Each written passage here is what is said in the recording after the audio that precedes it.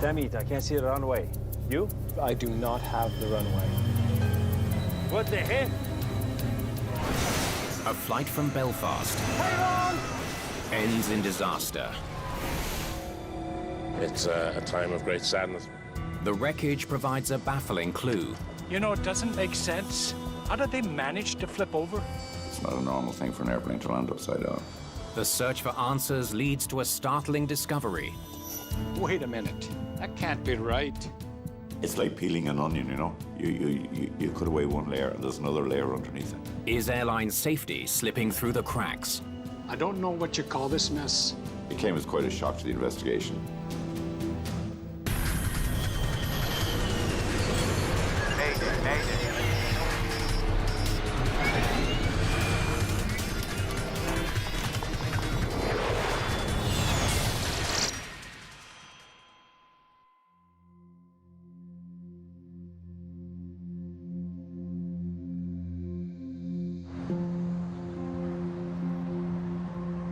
The city of Cork, on the southern coast of Ireland.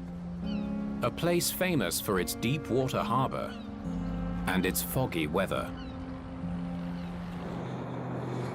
Today, that weather has put Manx2 Flight 7100 into a holding pattern. If the fog doesn't clear, we could head for our alternate. Land at Waterford. The commuter flight from Belfast, Northern Ireland, was supposed to land in Cork at 9 a.m. Maybe Kerry. 30 minutes later, it's still circling the airport. Cork faces out to the Atlantic, so fog is very common, and fog will roll in and it will roll out, sometimes at no notice, sometimes it may last for 4 hours, other times it may last for 2 or 3 days. In our part of the world, we have a saying, it was like pea soup, because it was very, very thick. Hope we land soon. I've got work to do. There are 10 passengers waiting to land this morning, including Lawrence Wilson, travelling to Cork for the day on business. I was going to Cork to do forklift truck training. I had been in that same location doing the same course several times before, so it was sort of really old hat to go down. I've done it before. Today's flight is aboard a Fairchild Metro 3. It's a very small plane. I'm 6 foot. I couldn't have stood up inside it. The 19-passenger turboprop is designed for short, low-cost flights. The airline in question was serving Belfast to Cork, which is a route that wouldn't be economically justified in a jet like a 737 or an Airbus. Flying the plane today is First Officer Andrew Cantle of England. While he concentrates on circling over Cork, Spanish Captain Jordi Solá López is checking the weather at nearby airports. Surface wind is calm, visibility is 900 meters in fog. All copy, thanks very much. And the weather, is it improving in Cork? Oftentimes these aircraft are crewed by 2 pilots. Sam Stotterow is a flight instructor on the Metro 3. The pilot flying is responsible for aircraft flight path control, configuration changes, etc. The pilot monitoring is going to be focusing his attention outside and inside, looking for the airport environment, the runway environment.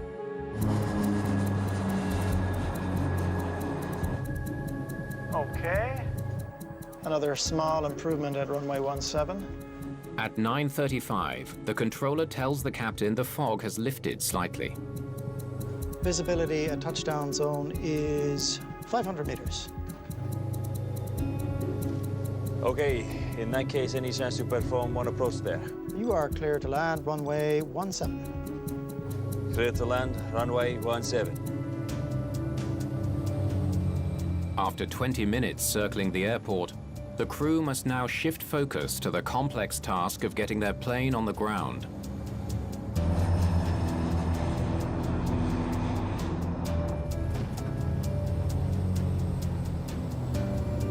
We're good. I've landed and worse. There was only the one lady on the plane, and I was just talking as if I had experience, no experience at all. I just wanted to kind of reassure her that everything was going to be okay. Glide slope is coming in. The pilots confirm the plane is lining up with the runway. Okay, Glide slope coming in. And they're descending at the correct speed. Speed's okay. You're using your heading indicator, your horizontal situation indicator, and other indicators like the attitude indicator to put the aircraft flight path where it's supposed to be. I took control of their power, okay? The captain tells the first officer he'll adjust the engine power during the landing. That's fine, yeah. All daylights are on. Landing gear is down. Yes, the weather is much better here.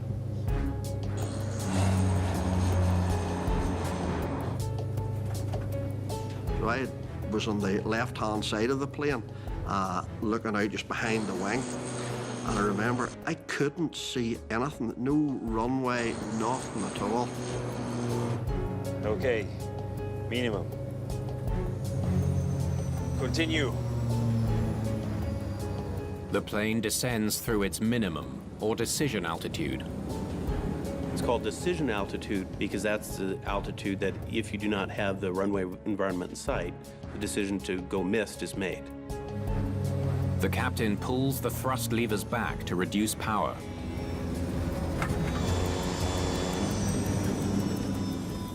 Unexpectedly, the plane rolls hard to the left. What the heck?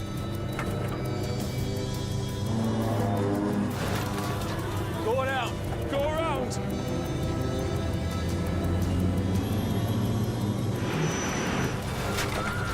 Hang on! I remember looking out the window and seeing grass about 10 foot below me. Well, I knew that wasn't good. Thought I was gone. I did for a minute or two. I thought I was gone. I thought, this is it. I'm out of here. That's all's about it.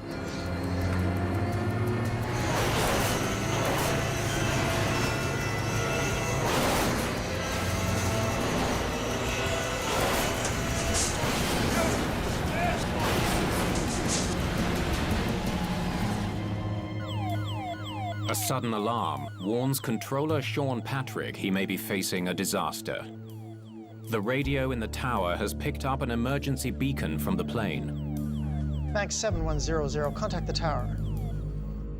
We didn't realize there was a problem until the emergency locator transmitter went off. Manx 7100. With the airport shrouded in fog, he can't see a thing. Might be nothing. A heavy landing can trigger that alarm. There's a minute there where you're in limbo. You're waiting for the crash crews to ramp up, for them to actually deploy. So you're just there waiting.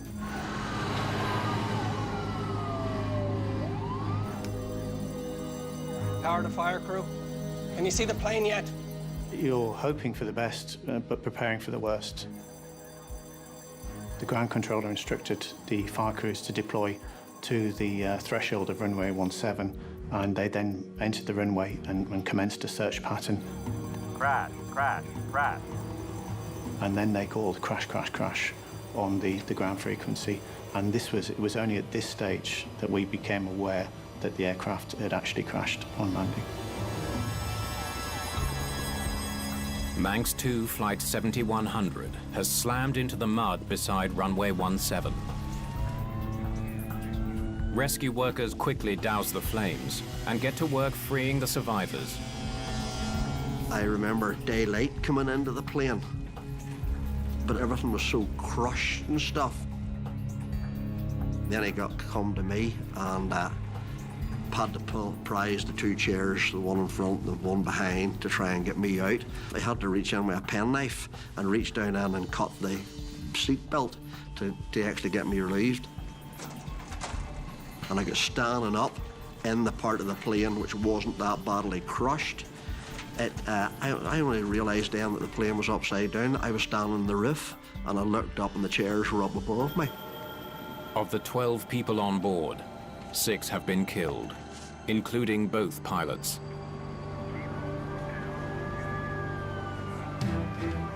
It's a huge, significant event that no controller ever imagines will happen. But no matter how harrowing it is for them, it's nothing compared to what actually happened to the people on board, and our sympathy would lie with those and their families. It's a time of great sadness for all who have died. Their families are grieving, and we need to maintain time and space for that. This is Ireland's deadliest crash in nearly 45 years. Cork Airport is notorious for its fog. Many people are speculating the poor weather is to blame.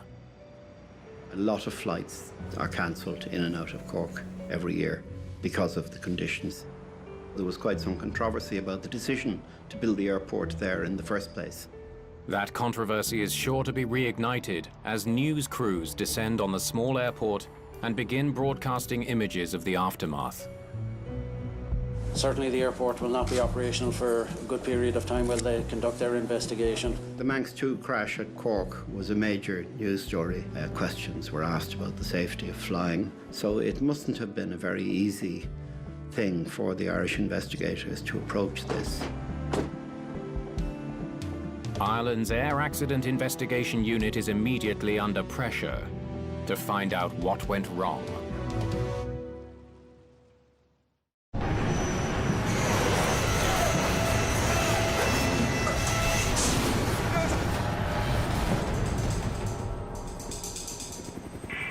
Pictures from the scene in Cork showed the aircraft wings were shorn off and the entire front half of the fuselage was crushed. News that Manx2 Flight 7100 crashed in dense fog provides an immediate suspect. Investigators ask controllers to tell them more about the weather the pilots were facing Sean Patrick, how can I help? and how it affected the flight. The controller will be a crucial part of any investigation. They can advise exactly what information they gave, what the weather conditions were like at the time, and what was actually said. They immediately hear something troubling. They'd already done two go-arounds. They attempted a third. The pilots had already tried landing twice before they crashed. A go-around or a missed approach procedure is anytime an aircraft arrives at the bottom of the runway threshold and is unable to continue the landing attempt. They will power up and reconfigure for a climb and climb away. Clear to land, runway 17. The pilots attempt their first landing just after 9 a.m. They try to line up with runway 17 and descend to about 100 feet from the ground. But all they can see is the fog. Damn it, I can't see the runway. You? Negative. I do not have the runway. Pilots are not supposed to land unless they can clearly see the runway. Go around. Roger. Go around.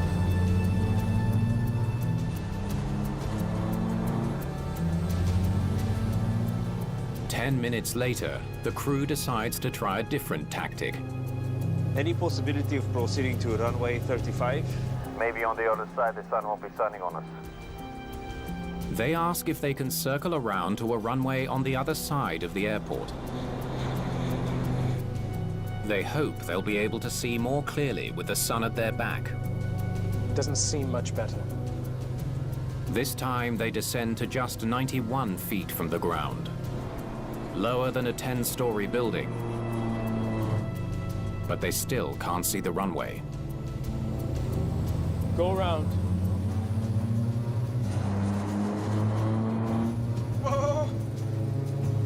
You really come up very, very steep up out of the fog, and that was the only time that I would say all the passengers really got excited, because we all went, whoa, because of the steepness that he pulled it up out. Controllers don't know what went wrong on the third landing attempt. Visibility at touchdown zone is 500 meters. Only that the pilots opted to try runway 17 again, instead of diverting to a different airport. Okay, in that case, any chance to perform one approach there? You're cleared to land runway 17. After making a second go-around, there's significant stresses and internal pressures that exist because there's now two attempts that were unsuccessful. So oftentimes pilots will feel internal pressure to make it happen. Going out! Go around!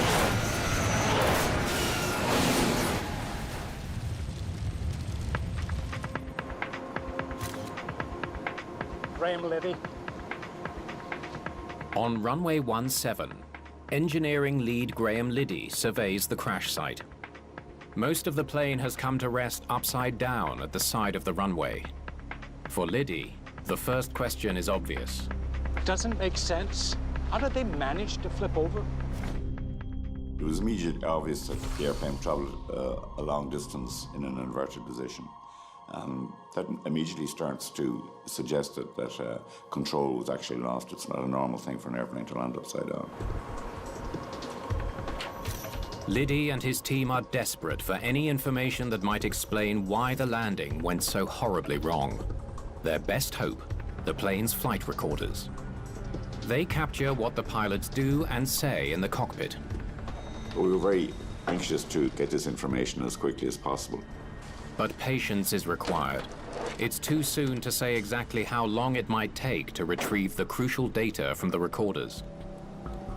Invariably, the data from the flight data recorder and the cockpit voice recorder takes a little bit of time to download and to analyze. Okay.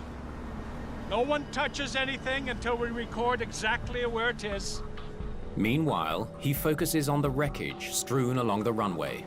The big issue is never to speculate. It's to go and evaluate the evidence and then come up with an analysis of what actually happened. The trail of aircraft debris stretches almost 600 feet, from the point the plane first touched down to where the main fuselage came to rest in the mud. Each small piece along that trail could be an important clue. A lot of useful information about the history of those events or the sequence of those events can be derived from the marks that the aircraft makes when it makes initial contact with the ground. What the heck?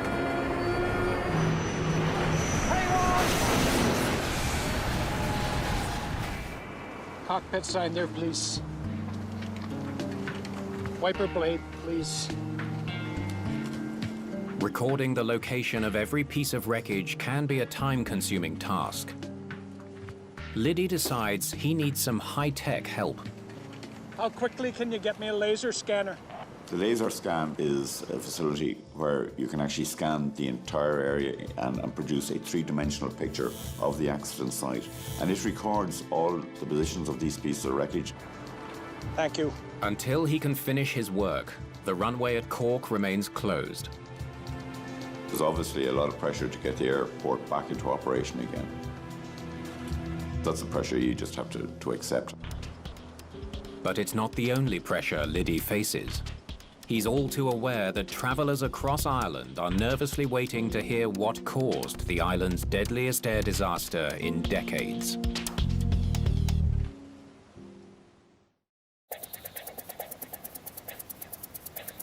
Read about this. The 3D scanner has arrived, and Graham Liddy can get to work surveying the Manx2 crash site.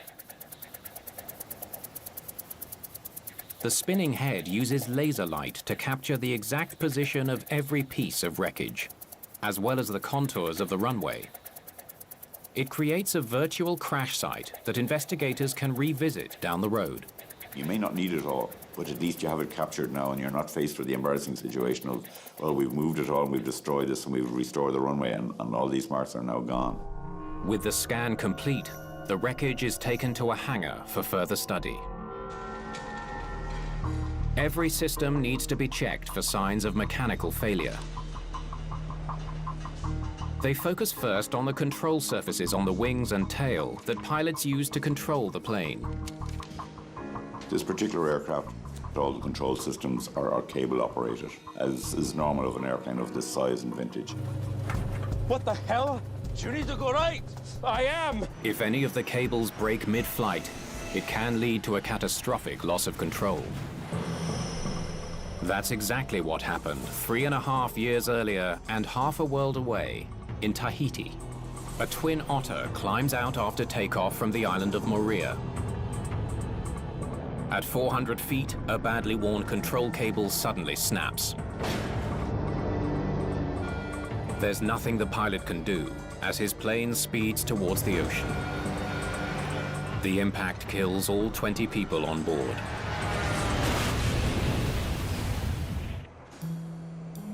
Do you have those cables matched? In Cork, investigators soon discover that not all the Metro 3's cables are intact. Some are broken, raising the critical question, did they wear out and snap just as the plane was about to land? The team studies the cables carefully to see if they can figure out why they broke. There's a distinctive difference between a cut cable and a cable that is actually fractured. They find no evidence of metal fatigue and no sign the cables wore down gradually through the years. So we were able to determine that in this particular case, the separation of the cable wasn't caused by a mechanical failure over a period of time. Investigators conclude the cables were cut during rescue operations. They have nothing to do with the crash. They had to cut into the belly of the aircraft in the cockpit floor area, which is unfortunately an area through which all the control cables run in this particular kind of airplane. The finding rules out one potential cause.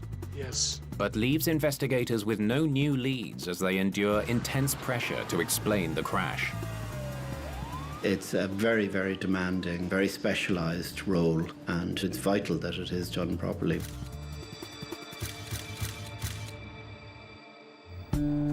Investigators hope the results of the 3D laser scan will give them the breakthrough they so desperately need. Bring up the crash site. The scan lets investigators see the exact position of the plane as it careened down the runway.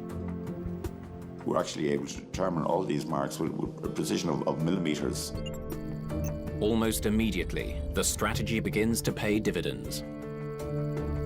We know the first bit of debris came from the right wingtip. We found navigation light glass from the right-hand side of the airplane. It's green glass to the left of the center line.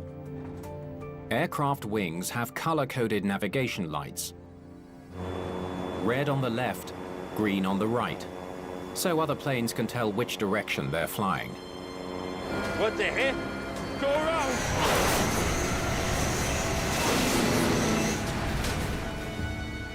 It gave us an initial clue that the wingtip was attached to the aircraft at the point of initial ground contact, and the aircraft was severely rolled to the right. Now, the plane would have been inverted by this point. Yes, that looks good. Using the position of other pieces of debris, investigators plot the entire sequence of the crash.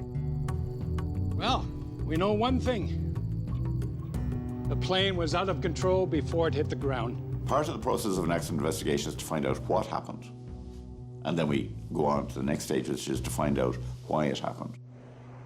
The bizarre wing-down position of the Metro 3 leads investigators to search for defects in the cockpit flight instruments. In particular, the dials and gauges that tell pilots the position of their plane. You need to go right. I am. If one of the flight instruments malfunctioned, it may have confused the pilots, which could explain the sudden roll. So the only way you can check all that out is actually take those instruments out of the aircraft and send them away for testing. But when investigators examine those instruments, they are no closer to solving the mystery of Flight 7100. There was some impact damage on this instrumentation on the aircraft, but we were actually able to verify that the instruments actually were working okay. Investigators will need another strategy. If they ever hope to understand why a passenger plane lost control and fell from the sky. Okay, let's hear it. Black box data from Flight 7100 is finally in the hands of investigators. But will it give them the breakthrough they're hoping for? All copy, thanks very much. And the weather, is it improving in Cork? The voice recorder has captured the pilot's conversation in the crucial moments before the crash. Speed's okay. Liddy listens as the pilots discuss their landing preparations. At this stage, everything seems normal. I took control of the power, okay? Then he hears something unexpected. Yeah, that's fine, yeah. The captain's gonna handle the power? What kind of plan is that? They're starting to deviate from standard procedures by doing things like splitting command of the aircraft or control of the aircraft, which is not a good idea. Normally, the pilot flying the plane would be the one adjusting the engine throttles. If someone else is making those changes, there's going to be a delay in the response from the pilot flying, an unnecessary and undesired response.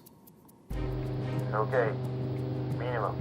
But it's not only that decision that seems off. There's also something odd about the sound of the engines.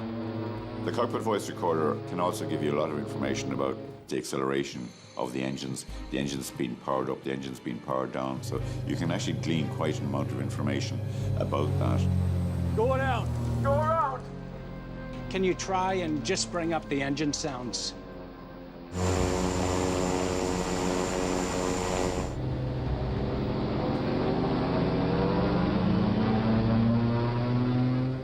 Sounds like those two engines were operating at different power levels.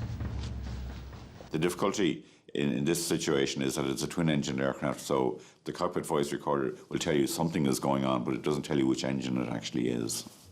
Searching for something that could explain the mysterious sounds coming from the engines, Liddy studies engine performance data from the flight recorder. It confirms his suspicion. The left engine was producing more power than the right engine, something not uncommon on prop planes like the Metro 3. Uneven engine thrust does make it slightly more difficult to keep the plane flying level, especially at low airspeeds. It's one more thing for pilots to think about during a complicated landing. Wait a minute. Liddy notices something even more troubling.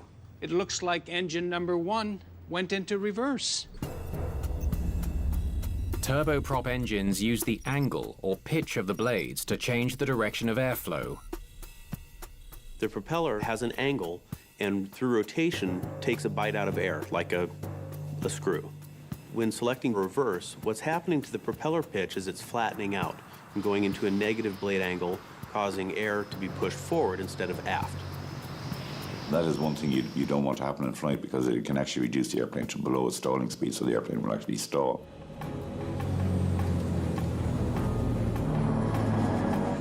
The data suggests What the heck? the captain brought the power levers back too far, putting the more powerful left engine into reverse.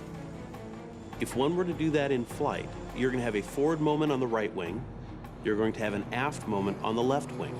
In this case, it caused a severe roll to the left. Go around! The captain immediately tried to correct his mistake by pushing the throttles forward. But again, the uneven engine thrust caught him off guard.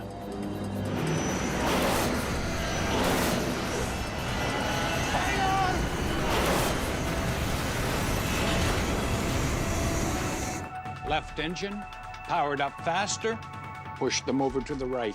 That roll was, and yaw was quite vicious and actually caused the airplane to go right over on its side. I took control of the power. After 2 aborted landings, perhaps the captain was trying to help the first officer deal with the power imbalance by taking control of the throttles. Okay, minimum. But it only made matters worse. If the first officer, who was the pilot flying, had control of the power levers and the yoke, the flight controls, he would have felt and known where the power levers were at. It makes the whole task of steering the aircraft much more difficult, because you don't have control over the power.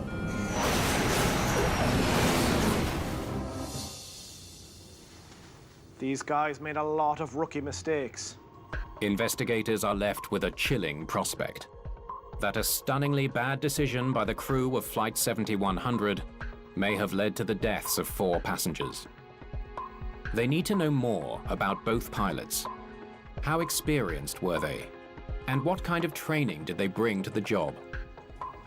Focusing on how the crew handled the situation.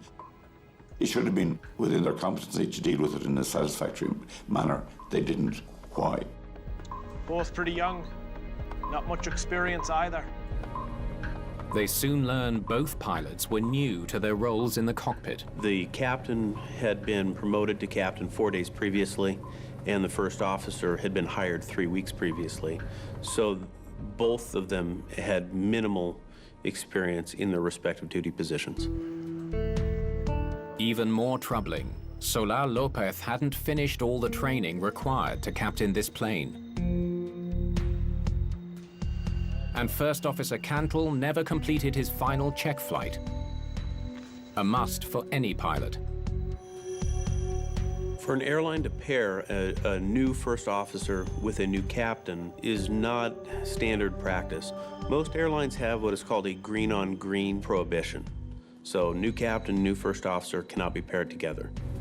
Most often, air carriers will require a captain to have 100 hours in his duty position prior to serving with a newer first officer. Was there anything unusual or out of the ordinary? The discoveries lend new weight to some unusual details about the flight from surviving passengers.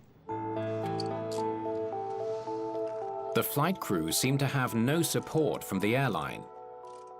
They had to do everything, even adjust the cabin seats. Some of the passengers on the flight thought that this was highly unusual. This plane was flying around the clock. Investigators learned the plane was used to transport cargo the night before. The Fairchild Metro, operated by Manx2, had an alter ego in the nighttime when it operated as a mail plane on behalf of the British Post Office, Royal Mail, and the seats were taken out every night. The seats had to be reinstalled for the morning passenger flight. Oh, just a moment, gentlemen. I'll be right with you. Welcome aboard. Don't worry, just a little last-minute adjustment.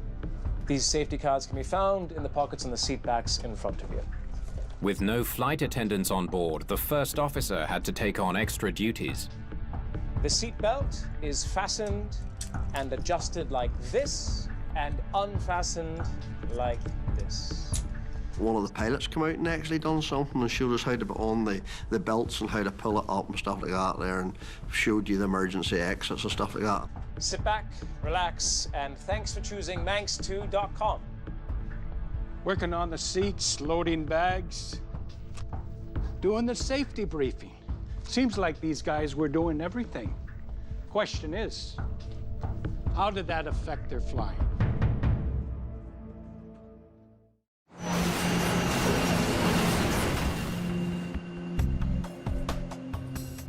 Investigators scrutinized the pilot's activities in the days preceding the crash. It's very important that we have a full understanding of how focused on flying the aircraft the flight crew actually are, and whether they're being, to a certain extent, distracted by peripheral duties, such as fixing seats, giving safety briefs to passengers. Looks like neither of them was getting enough sleep. With all their extra duties, neither pilot has enough time to rest between shifts. It's a dangerous violation of aviation regulations. A pilot that extends his working day, even if he's not flying, is clocking up fatigue. He's clocking up a sleep deficit. Damn it, I can't see the runway. You? Negative. I do not have the runway. Go around. Fatigue could explain why the pilots were overwhelmed by a challenging landing at a fog-bound airport. Investigators are desperate to learn more about the operation of the airline they worked for, Manx2. If you don't hire the pilots, who does? What they uncover is stunning. Manx2 isn't an airline at all. It only sells the tickets. Manx2 was what people call a virtual airline. The aircraft were not under the direct control of Manx2. Manx2 was a shell company which basically just sold tickets on the flight. It came as quite a shock to the investigation. So that immediately alerts you to the fact that there's something a bit non-standard going along here. How does Manx fit into the daily operation of this plane? Investigators suddenly realize that understanding the full story behind what went wrong now depends on tracing a convoluted international paper trail. They don't do maintenance. That's farmed out to a company in Spain. It's like peeling an onion, you know. You cut away one layer and there's another layer underneath and you keep on going. And it was a very difficult process for the investigation, and it took a long time. The only plane on Earth that never breaks down. Investigators pore over the logbooks pilots use to keep track of maintenance problems during flight. More than 100 hours of flight, and not so much as a worn gasket. Nothing. Almost unbelievably, not a single recent mechanical issue has been logged. It would be extremely unusual for an aircraft to operate for 106 hours without having some kind of defect that should have been noted in the maintenance log. And yet the maintenance log and the tech log is as clean as a whistle. The history of aviation is littered with examples of poor aircraft maintenance leading to disaster. In September 1991, Continental Express Flight 2574 is on approach to Houston, Texas. It's clear and calm when the commuter plane suddenly plummets from the sky. The pilots have lost all control. The twin turboprop slams into a farm below. All 14 people on board are killed. Mechanics had neglected to replace a row of screws on the plane's horizontal stabilizer the night before. When the piece came loose in flight, the pilots never had a chance.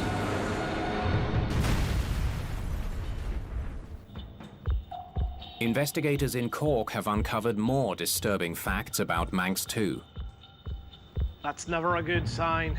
The airline hasn't been paying its crews on time. Smaller airlines like Manx2 are always operating on the margins economically. They're always struggling to survive. The plane is owned by a Spanish bank, leased to a Spanish company, which then subleased it to another company. And none of those companies are Manx2. It was a fairly complicated, convoluted arrangement. It didn't have structures that would guarantee confidence, shall we say, in its safety. Kerry is about 11 minutes away. Play it again for us, please. The shockingly inadequate management of Manx2, along with the company's financial difficulties, leads investigators to suspect the young pilots felt extra pressure to land in Cork as scheduled, in spite of the bad weather. If the fog isn't clear, we could head for alternate, land at Waterford. I think it would be safe to assume that there were certain implied pressures from the air carrier that not making it to the destination was ill-favored. I would imagine that there were pressures for them to complete the job regardless of the risks. Whether there's worse than here. Maybe Kerry. The pilots seem uncertain what to do in the face of bad weather. They really don't want to divert. Kerry is about 11 minutes away. Okay. Well, at least we know that the weather's all right there, so we've got a visit backup. The crew checks the weather at a number of nearby airports, but seems reluctant to land anywhere but Cork. All copy. Thanks very much. And the weather, is it improving in Cork? Another small improvement. Runway 17? Bad idea, guys. If they'd landed at a strange airport, they've no infrastructure to support them. They probably don't even have a credit line to buy fuel. Landing at an alternate airport could leave the pilots on the hook for a range of expenses. Everything from airport fees to the cost of transporting all their 10 passengers by bus or taxi back to Cork. Okay, minimum. Continue. It looks more and more like the pilots' lack of support from the airline forced their hand when they decided to go ahead with the fog-bound landing at Cork. These were two guys flying at the very long end of a very, very narrow stick with very, very little support.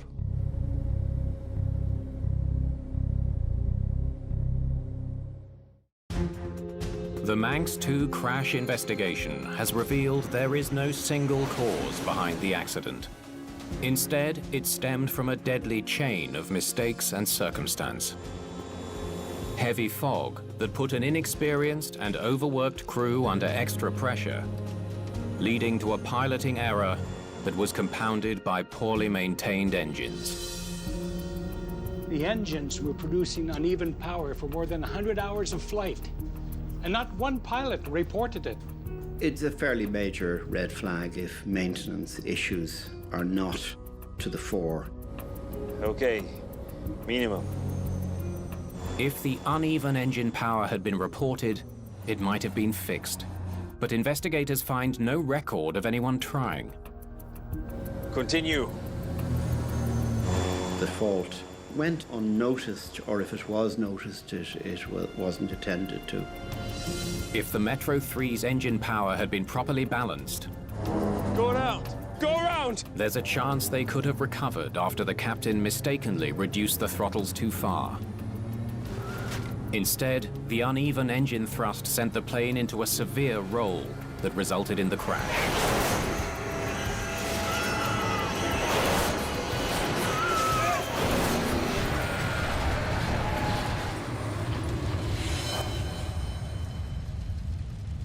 The investigation has also exposed the virtual airline at the center of the disaster. Owned by Spanish interests but operating from the Isle of Man, Manx2 has somehow slipped through the cracks of aviation oversight. The day-to-day management of the aeroplane seemed to fall between the ticket seller and the aircraft owner. And in actual fact, the Spanish authorities stated that they were unaware of this remote operation. I don't know what you call this mess, but it's not an airline. The investigation team generally was appalled when we actually discovered what was actually going on. This crash focuses the world's attention on a growing safety threat. Massive holes in the regulations that govern small commercial airlines in Europe. Companies where crews are generally younger, less experienced, and expected to work long hours with limited ground support. There's a lot of blame and fault with the crew members themselves. However, the air carrier has significant fault in this accident as well, because they allowed for the situation to arise where you had two inexperienced crew members paired together with a real lack of leadership and overall oversight from the part of the company.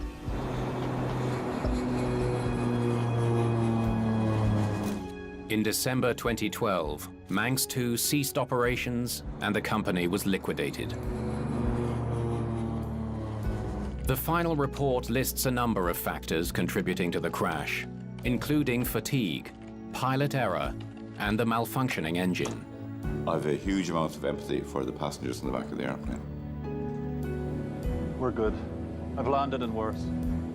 They went out and they bought tickets to fly on a scheduled airline service within Europe. And as a result, these passengers, 4 of them were killed and 4 of them were seriously injured.